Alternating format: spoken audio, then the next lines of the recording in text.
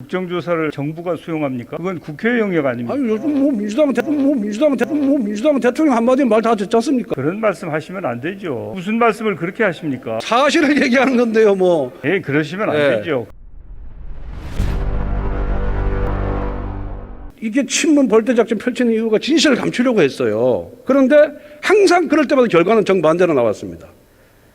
그래서 이번 북한 원전 추진권도 국민과 야당이 의혹 제기를 하면은 차분하게 해명하면 되는데, 예, 해명했지 않습니까? 이렇게 친문 벌떼 작전으로 우리를 막 정치적으로 공격하기 시작하는 거예요. 오히려 프레임을 우리가 씌운 게 아니라 여권에서 프레임을 씌워가지고 이걸 정치 문제화한 겁니다. 이 부분을. 저는 그렇게 보이지 그렇기 않는데. 때문에 지금도 많은 국민이 의심하는 거고요.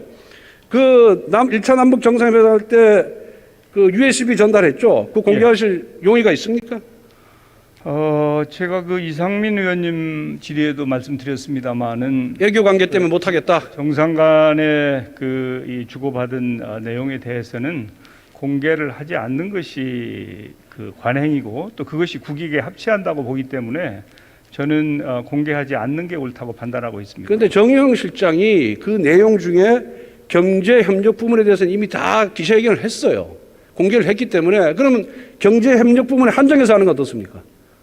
그러니까 그것은 야당에서 전혀 그 관계가 없는 억측과 의혹을 제기하기 때문에 정의용 후보자가 이 대략에 대해서 야당의 그런 의구심을 해소하기 위해서 한 최소한의 것이라고 저는 생각을 하고 뭐 그런 정도야 있을 수 있지만 그걸 공개하는 것은 지혜롭지 않다고 저는. 그런데 이 정부가 문재인 정부가 공개를 했어요.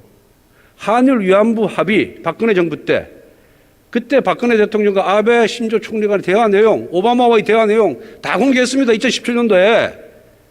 그럼 왜 이렇게 내로남불식으로 하는 거예요? 자기들이 필요하면 공개하고 필요치 않으면 외교관계에 관례 들고 이러니까 내로남불 소리 듣는 거 아닙니까? 네, 다 공개한 게 아니죠. 그 내용의 일부를 금방 최근에 우리 정의용 후보자가 했듯이 공개를 한 정도지 전체 내용을 공개하지 않았지 않습니까? 그러니까 일부라도 공개를 하십시오. 경제협력 부분이라도. 아니 그 당시 전체 내용을 공개한 게 아니란 말이죠. 그러니까 그런 식으로 이렇게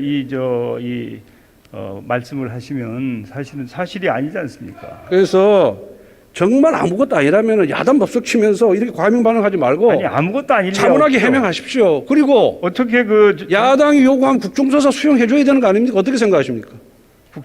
국정조사는 이제 국회에서 정당 간에 의논하실 일이고요.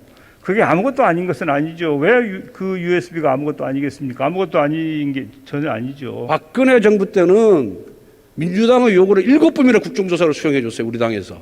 그런데 이 정권은 단 한 번도 지금 수용 안 하고 있어요. 이 철벽 방어 정권이 철벽 방어 정권. 이런 식으로 야당과 국민을 무시한 정권 저는 처음 봤습니다. 총리께서 대통령께 좀 건의를 해서. 아니 국정조사를 정부가 수용합니까? 그건 국회 영역 아닙니까? 아니 요즘 민주당은 대통령 한마디 말 다 듣지 않습니까? 고수인데.